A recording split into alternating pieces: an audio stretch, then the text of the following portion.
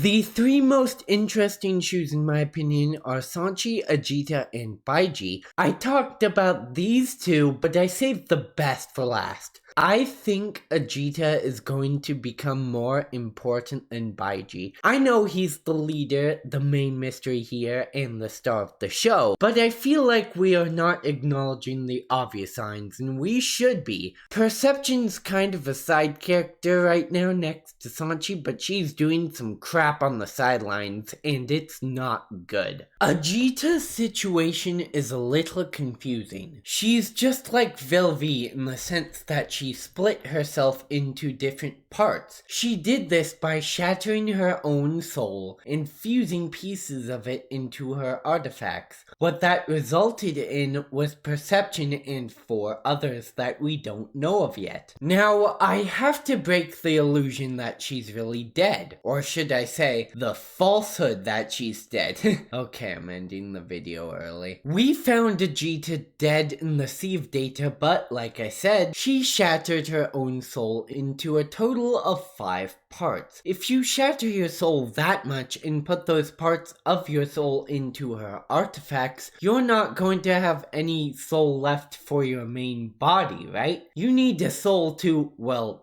be alive. That's true for real life as well. She has no soul in her body right now, which makes her dead. In fact, Lantern makes that exact same distinction. What's the difference between a body without a soul and death? To that question, Ajita says, once all the artifacts are gathered again and my fragments are reassembled, my consciousness will naturally be restored. So problem solved. All we have to do is bring the parts of herself back here and we can awaken Ajita. She's not really dead. But don't you think it's a bit weird that her corpse is out in the open like this? Since Perception is a part of Ajita, she absolutely knows what to do to quote-unquote revive her, but she doesn't say anything and plays along. Ajita knew she was going to end up like this, and she proceeded with a plan anyway. She knows exactly what she's doing, and she wants us to think she's dead. She wants Baiji to think that she is dead. This is all part of her sick and twisted plan to become a god. In chapter 1, we get this monologue from Perception that is very concerning. It starts by telling us that the room she is in smells of death and makes people who enter feel like they're confronting the abyss, which is a great start. Though I am confined within a nutshell, I regard myself as the king of infinite space. While this may sound like Perception talking in circles again, this quote is actually from the well-known Shakespearean play Hamlet. Oh God, I could be bounded in a nutshell and count myself a king of infinite space were it not that I have bad dreams. The nutshell in this quote references the confinement of his little existence compared to the massive expanse of the world. King of infinite space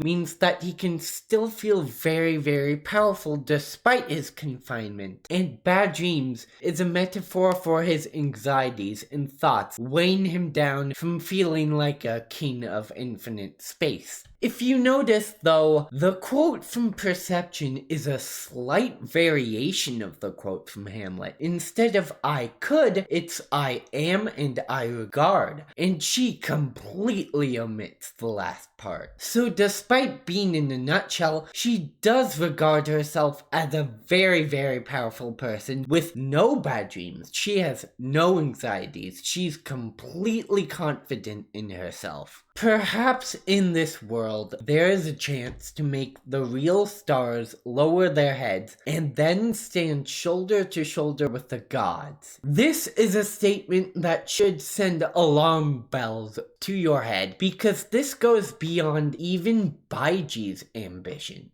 Baiji denied wanting to become a god, stating he is not so conceited to think that. He just wants to create a human god. Ajita, on the other hand, wants to become an actual god. She also wants to make the real stars lower their heads, which makes it sound like she wants to usurp Baiji. The monologue ends with her looking for something to motivate herself, and after a long while, she finds that motivation, and the next time we see her, she's calling out to Coralie and helping the main cast. Perception is helping us not out of the goodness of her own heart, but because we are some sort of a motivation to her goal in becoming a god. If she wants to become a god, she's going to need 3 things: omnipotence, omniscience, and omnibenevolence. She already says she has omnipotence, so we can cross that off. The whole reason why she shattered her soul into parts was to let them disperse around the world and gather comprehensive knowledge from all aspects of the world, approaching any subject she seeks to explore. I don't know about you guys, but that sounds like she's trying to become omniscient to me. And while she may not be omnibenevolent in the truest sense of the word, she does make other people believe she's benevolent. For one, she created the artifact that makes the fear gathering possible. Without it, the shadows might have destroyed Link too long ago, so she's not only a savior in that regard, but she also saved everyone from Litost's dog in chapter 1. Except something isn't quite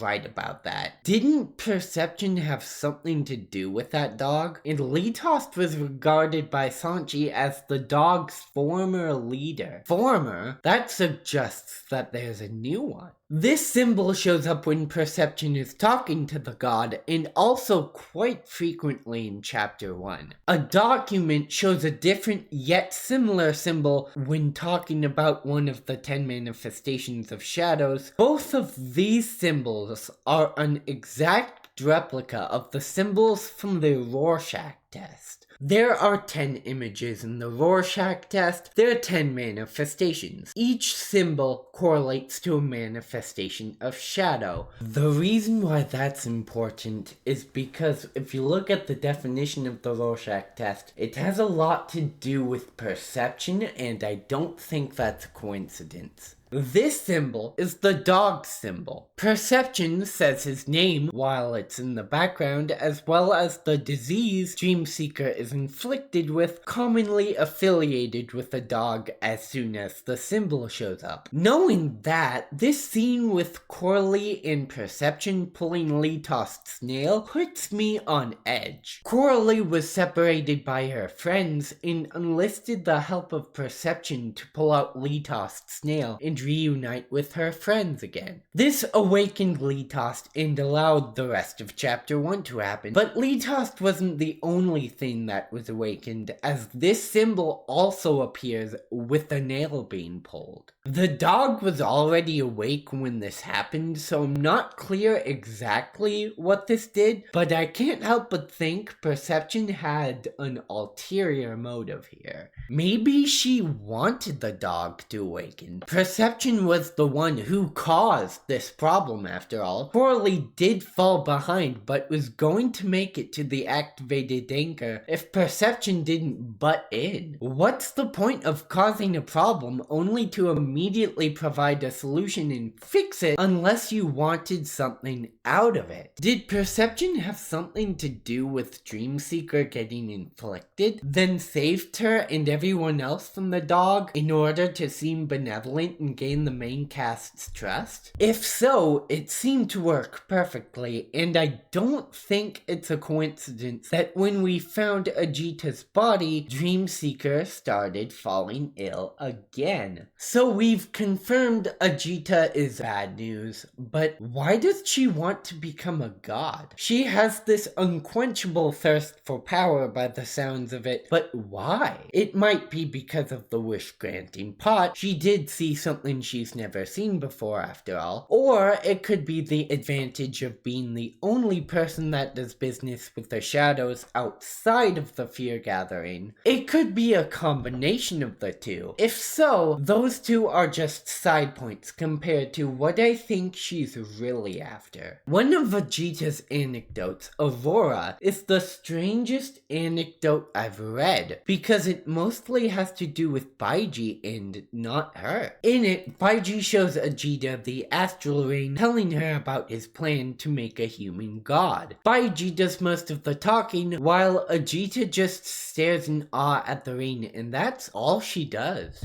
It's surprisingly unenlightening. The only thing we learn about her here is that she knows about the astral ring, and also knows about Baiji's plan. Maybe that's it. She did assume that whatever Baiji had was for her, tried to snatch the astral ring out of his hands, and once he showed possessiveness, immediately tried bargaining with him for it. Is the astral ring what she is after? If she becomes a god and becomes more powerful than Baiji, she can usurp him and get the astral ring for herself. However, there's one thing she doesn't know. The astral ring Baiji has is a counterfeit that he created. It may be really powerful, but a copy is generally less powerful than the original. Though I have a feeling that during chapter 3 she'll realize this, and also realize that the original is with us. This leads me to the conclusion that chapter 3 will not be the last we hear of Ajita. She will be the first overarching villain in part 2, similar to Siren, Otto, and Kevin in part 1. Perception will follow us for that ring, and if it's not Perception, it will be one of the other 4 that we still haven't seen yet. Ajita says that she scattered all 5 parts of her around the world, not just linked to the world, which means there could be one in Minhai, Bayou, heck, there could be even one in Oxia. I wouldn't be surprised. I have a feeling Ajita will do anything for that ring, and the main quartet, they're going to have to watch out. This is their first